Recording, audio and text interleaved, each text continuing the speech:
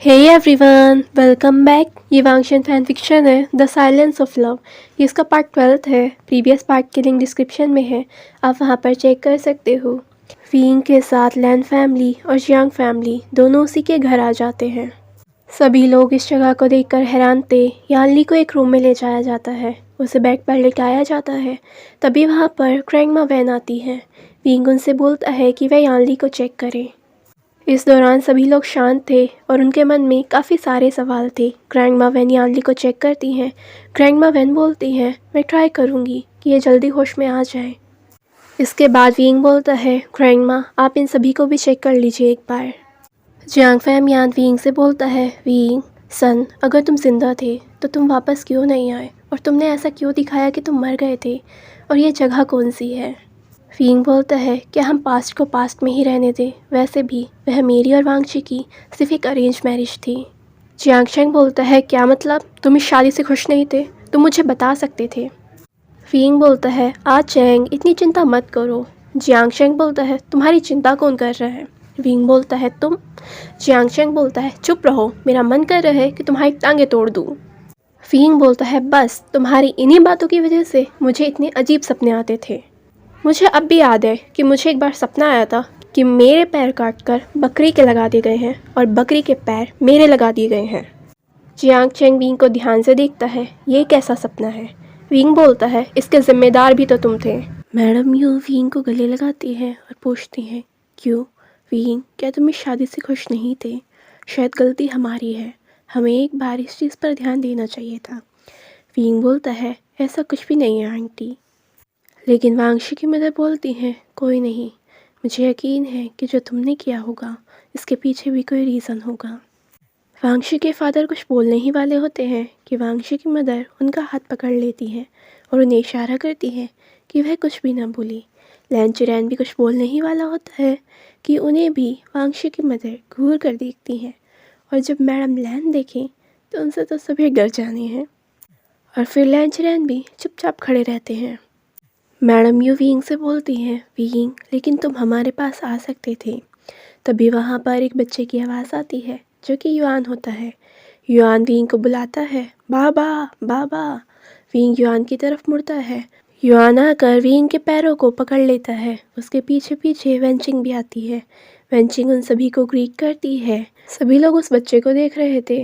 आखिर ये वीइंग को बाबा क्यों कह रहा है, क्या ये वीइंग का बच्चा है। इस दौरान वांगशी की पूरी नज़रें वीइंग पर थी और वह कुछ भी नहीं बोल रहा था। अपने घर में इतने सारे नए लोगों को देखकर युआन थोड़ा सा घबरा जाता है। उसके बाद युआन की नज़र वांगशी पर जाती है। हैंडसम गगा, आप। लेकिन फिर युआन वीइंग के पीछे हो जाता है। वीइंग पूछता है, क्या हुआ। युआन बोलता है, आप ही तो कहते हो ना, अजनबियों से दूर रहना चाहिए, और ये तो इतने सारे हैं। वीइंग युआन के बराबर झुकता है, उसके गालों को पिंच करता है। इनसे डरने की ज़रूरत नहीं है, चलो अब खुद को इंट्रोड्यूस कराओ। इसके बाद युआन आगे आकर खुद को इंट्रोड्यूस कराता है। मैडम यू बोलती है, वीइंग तुमने शादी कर ली। जियांग चेंग बोलता है, क्या ये तुम्हारा बेटा है। वीइंग हंसते हुए जियांग चेंग से बोलता है, हाँ हाँ, युआन मेरा ही बेटा है, इसे मैंने ही जन्म दिया है। यह सुनते ही सभी की आंखें बड़ी हो जाती हैं। जियांग चेंग वीइंग को हिट करता है, तुम अभी तक नहीं बदली, अब बताओ क्या बात है। वीइंग हंसते हुए बोलता है, मैं सच कह रहा हूँ, युआन मेरा ही बेटा है। जियांग चेंग बोलता है, हाँ, और मैं ये बात मान लूँ कि इसे तुमने जन्म दिया है, ठीक है ना। इसके बाद वांगशी की मदर वीइंग से बोलती है, वीइंग क्या ये तुम्हारी पत्नी है। वह वेंचिंग को देख रही थी। इससे पहले कि वीइंग कोई आंसर कर पाता, तभी रूम में शुयांग की एंट्री हो जाती है। शुयांग इन सभी को ग्रीट करता है, खुद को इंट्रोड्यूस कराता है। शुयांग युआन के गालों को पिंच करता है, हेलो नन्ही शैतान। इस बात पर युआन पार्ट बनाता है और शुयांग हंसने लगता है, ये सही में तुम्हारी कॉपी होता जा रहा है। शुयांग को देखते ही वांगशी अपनी तलवार को टाइटली पकड़ लेता है। शुयांग इस चीज़ को नोटिस करता है और वहाँ पर शाओ शिनचैन भी आ जाता है। शाओ शिनचैन बोलता है, अभी के लिए ये जगह बिल्कुल सेफ़ है, आप लोग यहाँ पर रह सकते हो, आपको कोई प्रॉब्लम हो तो आप हमें बता सकते हो, हम लोग पूरी कोशिश करेंगे कि आप लोगों को कोई प्रॉब्लम ना हो। शुयांग बोलता है, हाँ, हम लोग बिल्कुल आपका ध्यान रखेंगे। और इसके बाद वह वीइंग को देखता है ना, और उसके गालों को पिंच करता है। वीइंग पार्क बनाता है। शुयांग बोलता है, देखा मैंने क्या बोला था। और इस दौरान वांगशी की तलवार पर पकड़ और ज़्यादा टाइट होती है। शुयांग ध्यान देता है, उसे हंसी आने वाली होती है लेकिन वह खुद को कंट्रोल करता है। शुयांग सोचता है, ये सब क्या है। शाओ शिनचैन भी इस चीज़ को ऑब्जर्व करता है और वह सोचता है, क्या मैंने किसी चीज़ को मिस कर दिया है यहाँ पर। इसके बाद शाओ शिनचैन वीइंग के कंधे पर हाथ रख लेता है और वह दूसरी तरफ से उसके गालों को पिंच करता है। वीइंग बोलता है, तुम भी। शाओ शिनचैन और शुयांग सोचते हैं, क्या वांगजी जेलस है, लेकिन ऐसा कैसे हो सकता है। शुयांग सोचता है, चलो आगे देखते हैं, वरना ऐसे ही मज़े लेते हैं। वांगजी सही में जेलस हो रहा था। उसे शुयांग का इतने करीब होना वीइंग के बिल्कुल भी पसंद नहीं आ रहा था। और अब शाओ शिनचैन और पहले से ही सभी को ये है कि वेनचिंग शायद उसकी पत्नी है। वह नहीं चाहता कि ये बात सही हो। वेनचिंग उन सभी को बोलती है, आप सब लोग आराम कीजिए, किसी चीज़ की ज़रूरत हो तो फिर हमें बता देना। उसके बाद वेनचिंग युआन को गोदी में ले लेती है। युआन, तुम मेरे पास आ जाओ। और वीइंग से बोलती है, तुम जाकर आराम करो, तुमने बिल्कुल भी आराम नहीं करा है। वीइंग हाँ में सर हिलाता है। उसके बाद अपने रूम की तरफ जाने लगता है।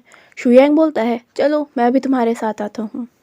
वीइंग अपनी एक आईब्रो ऊपर करता है और मस्ती में बोलता है, क्यों। शुयांग बोलता है, क्या तुम्हें नहीं पता क्यों। मुझे भी आराम करना है यार। वीइंग बोलता है, हाँ तो फिर अपने रूम में जाओ ना। शुयांग पार्क बनाता है और वीइंग शुयांग को स्लाइटली हिट करता है, सुधर जाओ। इधर से शाओ शिनचैन बोलता है, ठीक है मैं आ रहा हूँ। और वीइंग इसके बाद स्लाइटली शाओ शिनचैन को हिट करता है। वीइंग सोचता है, इन दोनों को आखिर क्या हो गया है। वेनचिंग उन दोनों के कान पकड़कर खींच लेती है, तुम दोनों सुधर जाओ और वीइंग को परेशान करना बंद करो। शुयांग बोलता है, आउच, तुम कितनी ज़्यादा बुरी हो। वेनचिंग बोलती है, तुम करो और परेशान, फिर मैं बताऊंगी। वीइंग बोलता है, वेनचिंग छोड़ दो इन्हें, इतना गुस्सा अच्छा नहीं होता। और वेनचिंग उन दोनों को छोड़ देती है। इसके बाद वीइंग वहाँ से चला जाता है। वेनचिंग बोलती है, आइए मैं आप सभी को रूम दिखा देती हूँ। इधर लैन शिचैन वांगशी में होने वाले चेंजेस को नोटिस करते हैं। वांगशी की मदर को भी ये चीज़ें देखकर अच्छा नहीं लग रहा था, लेकिन उसके बाद भी वह कुछ भी नहीं कहना चाहती थी। उन्होंने अपने हस्बैंड और लैन चिरैन को इसलिए रोका था कि अगर वीइंग यहाँ पर आया है, उसने ये बात छुपाई है, तो उसके खुद के रीजंस हैं। शायद अभी वीइंग इस चीज़ में कंफर्टेबल फील ना करे, ये सब चीज़ें बताने में कि उसके साथ क्या हुआ था। तो वह नहीं चाहती कि कोई भी किसी भी तरह वीइंग को फोर्स करे। वह वांगशी को देखती है, उन्हें वांगशी के लिए भी बुरा लगता है। उसके बाद वांगशी की मदर सोचती हैं, शायद किस्मत में यही लिखा था। लैन शिचैन वांगशी का हाथ पकड़ लेते हैं क्योंकि वह नहीं चाहती कि वांगशी अपना कंट्रोल खो दे। उन्हें पता है कि वांगशी इस वक्त कैसा फील कर रहा होगा। वीइंग अपने रूम में आराम करता है। उसके बाद वह उठकर सोचता है, अब काफ़ी देर हो चुकी है, क्यों ना मैं एक बार जाकर युआन को चेक करूं। वीइंग युआन के रूम की तरफ जा ही रहा होता है कि तभी उसे रास्ते में वांगशी मिलता है। ये देखकर वीइंग एकदम से स्टन रह जाता है। वांगशी आगे आता है, वीइंग के हाथ को पकड़ता है और उसे अपने रूम में ले जाता है। वीइंग बोलता है, हे क्या कर रहे हो, लेकिन वांगशी कोई भी आंसर नहीं करता। वांगशी रूम का दरवाज़ा लॉक करता है और वीइंग को दीवार पर पिन कर देता है। वीइंग एकदम से कंफ्यूज था कि आखिर वांगशी के दिमाग में क्या आ रहा है। वांगशी बोलता है, क्यों। वीइंग बोलता है, क्या। वांगशी बोलता है, क्यों आए तुम यहाँ पर। वीइंग बोलता है, सीरियसली तुम मुझे खींच कर लाए यहाँ पर। वांगशी बोलता है, मैं रूम की बात नहीं कर रहा। वांगशी बोलता है, इतने साल तुम यहाँ पर क्यों थे। इसके बाद वीइंग थोड़ा सा सैड हो जाता है। वीइंग बोलता है, क्या फ़र्क पड़ता है। ये बातें सुनकर वांगशी को गुस्सा आता है। वह वीइंग की कलाई को थोड़ा सा फोर्स के साथ प्रेस कर देता है, लेकिन तुरंत ही उन्हें रिलीज़ भी कर देता है। वीइंग वांगशी की तरफ देखता है कि मानो उसे समझ नहीं आ रहा कि आखिर वांगशी क्या चाहता है। वीइंग ऐसे ही बोलता है, क्या फ़र्क पड़ता है, वैसे भी तो वो एक अरेंज मैरिज थी, ना तुम खुश थे ना ही मैं। वांगशी बोलता है, लेकिन वह सब। वीइंग बोलता है, क्या। देखो वांगशी, मैं सब कुछ भूल चुका हूँ और अच्छा होगा अगर तुम भी भूल जाओ। इसके बाद वांगशी अपने गुस्से में आ जाता है और उसका बीस्ट उसे कंट्रोल करने का ट्राई करता है। यह चीज़ वीइंग देखता है कि वांगशी बदल रहा है, उसकी आंखों का रंग भी बदल रहा है। लेकिन वीइंग इस चीज़ से नहीं डरता। बल्कि वह वांगची को बुलाता है, वांगची। विंग की आवाज़ सुनते ही मानो वांगची होश में आने लगता है। वांगची नॉर्मल हो जाता है, लेकिन वांगची अपनी नज़रों को नीचे ही रखता है। वह विंग की तरफ नहीं देख रहा था। विंग वांगची के बोलने का इंतज़ार करता है, लेकिन जब वह देखता है कि वांगची नहीं बोल रहा, विंग बोलता है, अगर तुम्हें नहीं बोलना कि अच्छा है कि मैं यहाँ से चला ही जाऊँ। जैसे ही विंग जाने वाला होता है, वांगची विंग की कलाई को पकड़कर विंग को रोक लेता है। इसके बाद वांगची विंग को पीछे से गले लगा लेता है। विंग ऐसे ही रहता है। वांगची अपने सर को विंग की नेक में छुपाता है। वांगची अपने सर को विंग की नेक में छुपाता है। वांगची बोलता है, विंग, मैंने तुम्हें सही में बहुत मिस करा। विंग के एक्सप्रेशन थोड़े से सैड हो जाते हैं। विंग पीछे वांगची को धक्का मारता है। वांगची, ये सही नहीं है। वांगची बोलता है, क्यों? तुमने सही में दूसरी शादी करी है ना? विंग बोलता है, तुम्हें क्या? वांगची विंग को अपनी तरफ खींचता है। मुझे फ़र्क पड़ता है, मैं तुम्हारा हस्बैंड हूँ। विंग हंसने लगता है, रियली? हाँ, तुमने मुझे मिस तो करा होगा ना? कि अब रूम में कोई पागल इंसान होगा नहीं ना इंतज़ार करने के लिए? कोई होगा नहीं जिस पर तुम अपना गुस्सा उतार सको? कोई होगा नहीं जिसे तुम सुना सको, है ना? किस लिए मिस करा? ताकि मॉर्निंग में जब ब्रेकफास्ट का समय हो तो तुम वहाँ से उठकर जा सको, ताकि जब रात को डिनर करने का टाइम हो तो तुम रूम में आओ ही ना। अगर मैं खुद बोलना शुरू करूँ तो तुम्हें प्रॉब्लम हो, दूसरों के साथ बोलूँ तो तुम्हें प्रॉब्लम हो। तुम तो मुझे अपने आसपास भी नहीं चाहते थे ना, कि जैसे कि मैं कोई बीमारी हूँ और तुम्हें बीमार कर दूँगा। तुम्हें तो वैसे भी लाइब्रेरी में सोना पसंद था ना, क्योंकि तुम्हें मेरे पास नहीं आना था। एक पल तुम इतने अच्छे से बोलते और दूसरे ही पल तुम्हारी बातें कुछ और ही होती, है ना? उस चीज़ को मिस कर रहे हो क्या? कि कोई मिला नहीं अब पागल इंसान जिसे ये सब कह सके, या जिसे बात बात पर ये याद ना दिलाया जा सके कि ये शादी तो उसकी मर्ज़ी से नहीं है। ये शादी तो मेरी मर्ज़ी से भी नहीं थी ना, बट मैंने तो ट्राई करा। लेकिन तुमने क्या ट्राई करा था? या फिर अब कोई पागल इंसान है नहीं तुम्हारे पास जो तुम्हारी एक अटेंशन के लिए सब कुछ करने के लिए तैयार था, है ना? इस पर वांगची बिल्कुल शांत खड़ा रहता है। विंग बोलता है, तुम्हारा ब्रेकफास्ट पे से उठ कर जाना, क्योंकि मेरा वहाँ पर आ जाना, तुम्हारा डिनर के लिए ना आना, तुम्हारे वे सारे शब्द, ये सारी चीज़ें ना, इन सभी ने मुझे एक डिसरिस्पेक्ट दी है। और प्यार हो ना हो, लेकिन एक रिस्पेक्ट हर रिश्ते में चाहिए। मैंने नहीं कहा था तुमसे ज़बरदस्ती कि मुझसे शादी करो। मर्ज़ी थी या नहीं थी, तुमने हाँ करी थी। इसके बाद क्या मैंने तुम्हें फ़ोर्स करा था कि नहीं, मुझे तो तुम्हारे साथ रिश्ता बनाना है? मुझे तो ये समझ नहीं आता, आखिर तुम क्या थे? एक पल लगता कि तुम ठीक हो और दूसरे ही पल ऐसा लगता कि तुम कोई मॉन्स्टर हो। तुम्हारा बिहेवियर बहुत जल्दी चेंज होता है। वांगची अपनी आंखें बंद करता है। उसे पता है कि वह ऐसा करता था, और उसे ये भी पता है कि वह क्यों करता था। वांगची बोलता है, क्योंकि मैं डरता था। इस पर विंग एकदम से चुप हो जाता है और क्वेश्चन लुक के साथ वांगची को देखता है। वांगची बोलता है, क्योंकि मैं डरता था, क्योंकि मुझे लगता था कि तुम मेरे दिल में आ रहे हो। विंग बोलता है, बस करो वांगची, क्योंकि विंग को याद है कि वांगची तो किसी और से प्यार करता था। वांगची बोलता है, मैं सही कह रहा हूँ। इसके बाद वांगची अपने घुटनों के बल बैठ जाता है। मैं सारी पनिशमेंट लेने के लिए तैयार हूँ विंग, जो भी तुम मुझे दो। विंग ये देखकर हैरान था। विंग बोलता है, ये क्या कर रहे हो? वांगची बोलता है, अपनी पनिशमेंट विंग। मुझे पता है मैं इस चीज़ के काबिल नहीं हूँ शायद। प्लीज़ विंग, मैं ये नहीं कहता कि तुम मुझे माफ़ कर दो, बट प्लीज़ मुझे एक और मौका दे दो, ये प्रूव करने के लिए मैं चेंज हो गया हूँ। विंग के दिल में बहुत सारे इमोशंस थे। उसे समझ नहीं आ रहा था कि वह ठीक से इस वक्त क्या फ़ील कर रहा है। इसके बाद विंग अपनी मुट्ठी को टाइटली दबाता है। उसे गुस्सा आता है।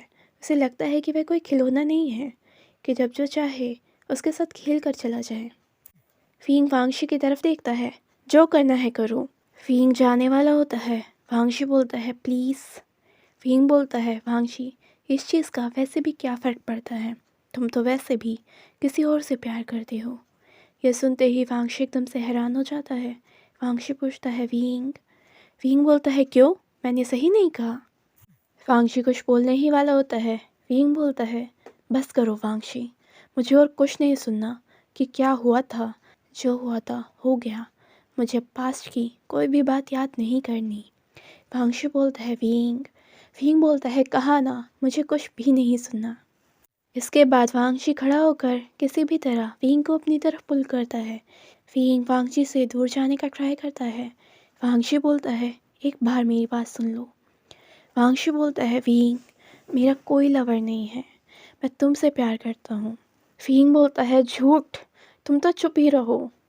वांगशी बोलता है ये सही है विंग, तुमने जो उस दिन सुना था। इस पर विंग को और ज़्यादा गुस्सा आता है और विंग वहाँ से जाने ही वाला होता है। वांगशी बोलता है लेकिन मैं तुमसे प्यार करता हूँ। विंग वांगशी को देखता है कि उसे मानो कुछ भी समझ नहीं आ रहा। वांगशी बोलता है विंग, ये सही है कि मुझे लगा था मैं उस पर्सन से प्यार करता हूँ, लेकिन जब तुम मेरी लाइफ में आए सब कुछ बदल गया। मेरा तुम्हारे साथ इस तरह से होना इसलिए था क्योंकि जब भी तुम मेरे सामने होते मुझे लगता कि तुम मेरे दिल में उसे रिप्लेस कर रहे हो और मुझे खुद के लिए ही बुरा लगता। धीरे धीरे तुम मेरे दिल में आ गए विंग। आई एम सॉरी, मैंने जो भी करा मुझे सही में रिग्रेट है। तुम्हें जो पनिशमेंट देनी है दे सकते हो, तुम्हें जो करना है कर सकते हो, बट प्लीज़ मुझे छोड़कर मत जाओ, मैं नहीं जी सकूँगा। विंग बोलता है अब इन बातों का कोई मतलब नहीं है। वांगशु बोलता है क्यों?